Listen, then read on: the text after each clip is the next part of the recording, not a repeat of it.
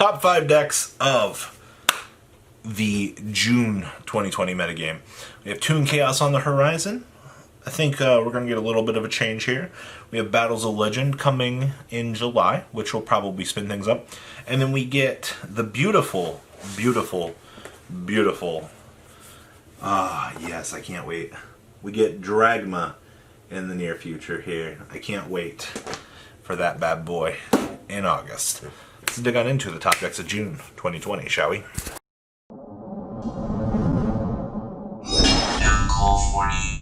Number 1 on our list here is, of course, Altergeist. Alright, Altergeist being back in the format spun Subterror out of control. That's right. Oh, well, that's a strange thing. Subterror was doing pretty alright with no Altergeist around. Triple Multi-Faker returning back to the format has definitely proven, even in PPGs, erased everything that was important format here, that Altergeist still reigns supreme. Who knew that when you had a monster that had the ability to bounce back cards, each and every turn, by the way, now you got 3 of them, the only real decks that can really deal with that are Eldritch and Animancipator for big numbers. Because you do it against Dinosaurs, you're going to be in a good position, right? Well, here's our problem with this, alright? I do think, however, that because the big 2 do exist in the room, that, yeah, they're not that good, alright? Geist is definitely number 5 on the list for a reason, alright? You got this increase in power scaling, and by increase in power scaling, I mean, 2 more Multi-Faker. So you dropped what, the pot of dualities was the general consensus I was hearing from players. They were like, you don't really need them anymore. Like, yeah, they're alright, but Geist, there's one problem I have with you, alright? I think the community will feel the same way about this. Going second to that established huge board, what do? You evenly matched? Is that all I'm hearing? Is that Lightning Storms? Oh, that's all you got? If that's truly it, well, I love the fact that I have to rely on potential like this to play the game and winning the dice roll and hand traps. Number 2 on our list here is Solid. Alright, now, off of the Invitational, we saw that Solid got this pretty cool upgrade from, what was that? From Access Code Talker. Oh, yeah! I forgot about him. So, Solid gets to play 4 Mudskipper now. I don't know if 4 Mudskipper is the best variant, but that just seems to be the general one that players are like, oh yeah, we can play 4 Mudskipper now. Alright? Now, because Altergeist is back at the dinner table now, you're probably going to see a little bit more of a fluctuation with the relevance of this deck. Because a Geist returning back to the dinner table does disrupt a little bit of the other control decks. Problem is, Eldritch already checked all the control decks. Now, the second control deck that checks other decks is back at the table. While Solid is still a very good deck, Access Code Talker, Cheese, the consistent control aspect that you're able to do, having the triple Multi-Faker access does put Solid at a little bit more of a disadvantage. And I mean, that's not a bad thing, per se.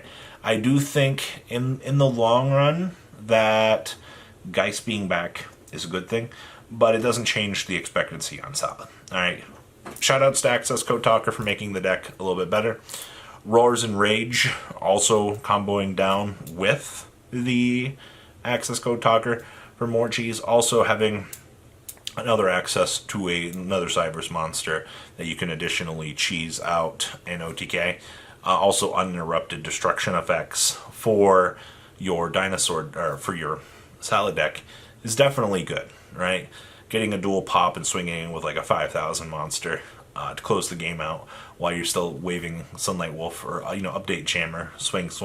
It's the only deck that can really get away with doing the OTK with Update Jammer. So, number 3 on our list here is Dinosaurs. Now, this should come as no shocker to anybody, based on, we beg erasered out the format, and we made our own. Dinosaurs, they've been here. Now, I do give them a lot of flack. I do think that overall the deck's not that good. The Animador Artizor did increase the scaling of the deck. We did get a whole new layer with this. My problem with Dinosaurs is, at times, I almost feel like they don't know what they want to do. You got the True King build over here in the corner that has access to Listagasm, True King VFD, and then you have the slower approach to like Jurassic Lost World. And I almost kind of think like you get the Homunculus build that tries to do both. But yeah, you've got like 3 views that you can go down for this deck. I'm not saying that any of them is any worse than the other, because variance is a good thing. We've learned that with Eldritch. Oh yeah. But once again, when we look at this list though, there's no...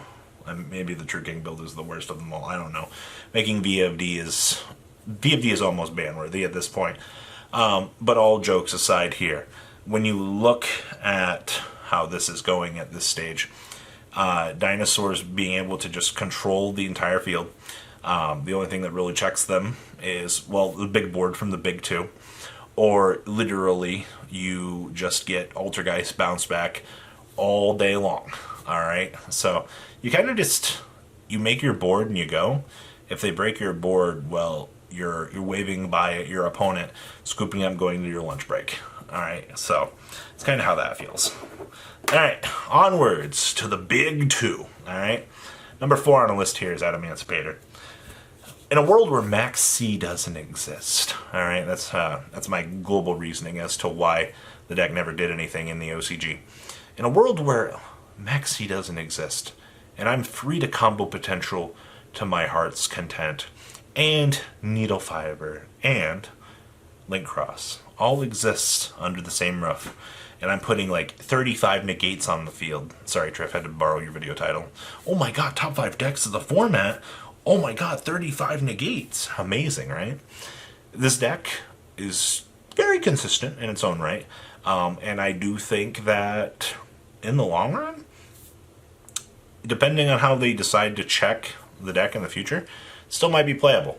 Alright, so while you're excavating your rocks, trying to combo off, get your whole day going here, there's really not much else to say about it. The deck is consistent. The deck has the ability to play hand traps. The deck can search for Nibiru, alright?